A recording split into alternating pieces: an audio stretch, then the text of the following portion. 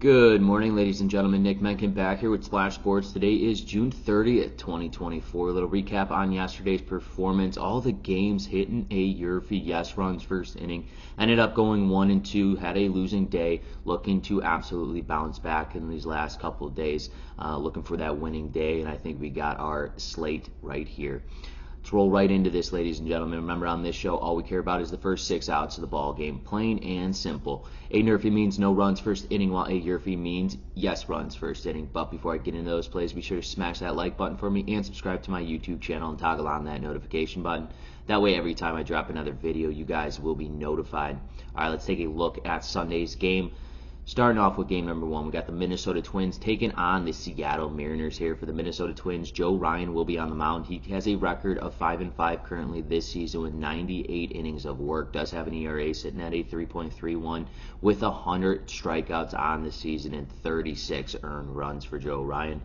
Clearly averaging a strikeout here per inning for Joe Ryan. He'll be matched up here in Seattle versus the Mariners. Luis Castillo here, he's 6-9 with 99 innings of work. An ERA sitting at a 3.79 here, and he too also has 100 strikeouts, averaging his strikeout here per inning, and has allowed 42 earned runs. You look at Luis Castillo, he's coming off a loss against the Tampa Bay Rays, going 5.1 innings of work, 5 hits, and 4 earned runs, allowing 1 run in that first inning. And then Joe Ryan, on the other hand, Joe Ryan has not picked up a win or a loss in his last 3 outings here, last being against the Diamondbacks, going 6 innings of work, 6 hits, 4 earned runs, and 2 of those runs coming in the first inning here. Granted, they are playing in Seattle, which is a pitcher's ballpark. I like both of these pitchers to come out a little bounce back game and come out a lot stronger than they did in their previous starts. That's why in game number 1 between the Minnesota Twins and the Seattle Mariners, we're smacking the YRFI. No runs first inning. Rolling to game number 2 between the Washington Nationals and the Tampa Bay Rays here. For the Washington Nationals, we got Patrick Corbin on the mound. He's 1-7 with 89 innings of work. Does have an ERA a little high at a 5.46 here. 60 strikeouts and 54 earned runs for Patrick Corbin. He'll be matched up in Tampa Bay versus Ty Bradley here. He's 2-4 with 49 innings of work. Does have an ERA sitting at a 3.81 here. 61 Ks in 21 earned runs.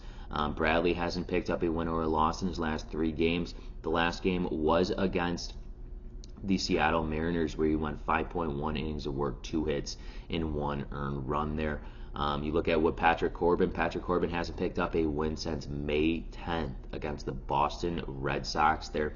His last outing was against the Padres, going 7 innings of work, 5 hits, and 3 earned runs. This is a split series here, 1-1. I'm expecting this Rays team, though, to come out on Patrick Corbin here, the southpaw lefty. I think he has a little bit of difficulty in this top of the lineup for the Tampa Bay Rays. That's why in game number 2 between the Washington Nationals and the Tampa Bay Rays, we are smacking the YRFI yes runs first inning. Throwing our third and final game between the Chicago Cubs and the Milwaukee Brewers here. For the Chicago Cubs, we got Kyle Hendricks on the mound. He's 1-5 with 57 innings of work this year. Has an ERA sitting at a 6.87. 43 strikeouts and 44 earned runs. Not so good. He's got more earned runs than he does strikeouts here on the season for Kyle Hendricks. Just losing his stuff a little bit, especially his command in the zone. He'll be matched up here against the Milwaukee Brewers' Freddie Peralta, who's 5-4, 87 innings of work. Does have an ERA sitting at a 4.03, and he has 112 strikeouts, clearly averaging a strikeout here per inning, and 39 earned runs here for Freddie Peralta. The last time pitching against the Cubs for Freddie looked good. Went 5.2 innings of work, 3 hits, 1 earned run on 11 Ks. And then Kyle Hendricks, he's hit or miss, I will say. You don't know what you're going to get out of this guy. He looked good in his previous starts against the San Francisco Giants. He actually picked up a win against the San Francisco Giants there.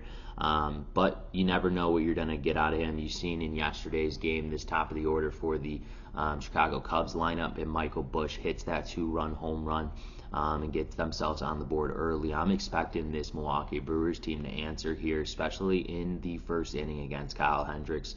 That's where he's most vulnerable here, is early on in ball games. So I like this Milwaukee Brewers team to scratch a run against Kyle Hendricks. That's why in game number 3 between the Chicago Cubs and the Milwaukee Brewers, we are smacking the YRFI yes runs first inning. Let's take a recap of the games I've selected for you today. Game number 1 between the Minnesota Twins and the Seattle Mariners, we are smacking the NRFI no runs first inning.